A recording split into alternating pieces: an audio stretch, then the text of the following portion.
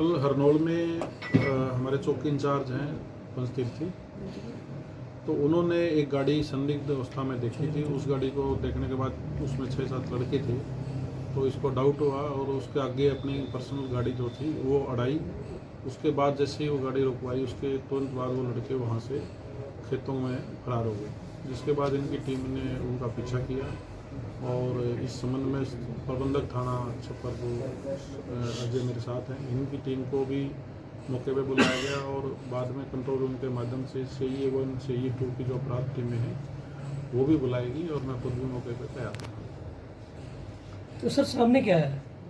कल जैसे इन्फॉर्मेशन थी उसके बेसिस पे फिर सर्च अभियान हमने चलाया खेतों में, तो वहाँ से 4 लड़कों को हमने काबू किया अपनी टीमों के साथ, और जिनमें से 2 जो लड़के हैं उनका जो पृष्ठभूमि है वो आपराधिक पृष्ठभूमि मिली है, जिसमें से एक जसबीर उर्फ टोनू है जो बाबा गैंग है यूपी में, उससे जुड़ा हुआ है, उसका मुखिया है, और इसके खिलाफ पहले भी जघन्य अपराध के 14 मुकदमे दर्ज हैं। इसके अलावा इसका एक साथी शिवम है जिसके खिलाफ पहले ही 3 मुकदमे 307 वगैरह के दर्ज हैं, और 2 और साथी इसके जो लक्ष्य और शाह मोहम्मद हैं ये पकड़े गए हैं।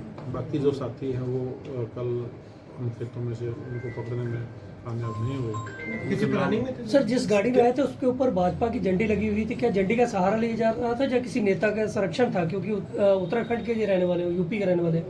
ये जो झंडे का इसलिए मिसयूज़ कर रहे थे ताकि इनको कोई पॉलिटिकल लोग समझ करके रोके ना, बाकी इसका किसी राजनीतिक दल से या किसी चीज़ से कोई लेना देना नहीं। सर यहाँ पर किस लिए आए थे, कुछ पता लगा? ये इन्होंने कल यहाँ का एक लोकल लड़का है जिसका नाम हमारे पास आ गया है, उसने इनके साथ संपर्क किया हुआ था, उसके संपर्क में थे, उसने ही इनको किसी वारदात को अंजाम देने के लिए बुलाया था। तो वारदात करने से पहले ही इनको काबू कर लिया गया, जिसकी वजह से वारदात नहीं हो पाई, और वो जो लड़का मोहित यहाँ का लोकल लड़का है उसको पकड़ा जाएगा। उसके बाद ही पता चलेगा कि उसने क्या वारदात करवानी थी। क्या मिला सर? बरामद क्या हुआ इनसे अभी? सर देर रात तक जो सर्च अभियान चला था, ड्रोन की मदद ली गई, क्या वो जो 3 थे वो पुलिस के हाथ से बच के निकल गए थे?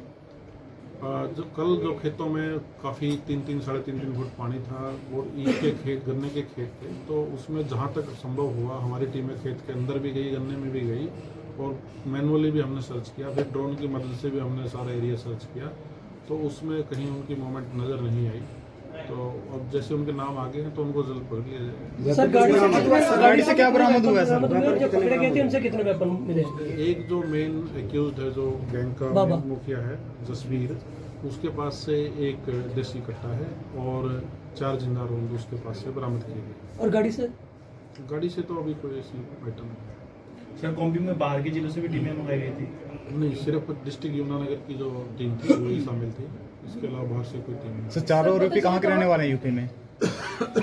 जिसमें से 2 यूपी के हैं और एक लोकल है, तो बाकी जो 3 लड़के पकड़े हैं उनमें से 3 रुड़की के हैं रहने वाले और एक देवबंद का रहने वाला।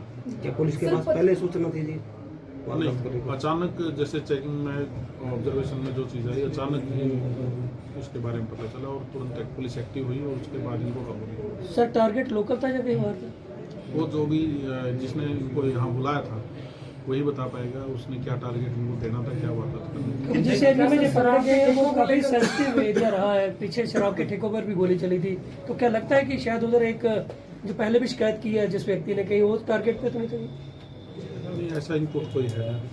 सर जो 3 युवक हिरासत में नहीं आ पाए, उनकी पहचान के बारे में पता लगा? पहचान हमें हो गई है, लेकिन उनके नाम हम स्टेज पे डिस्क्लोज नहीं कर सकते, जैसे बाद में पता चलेगा आपको बता देंगे।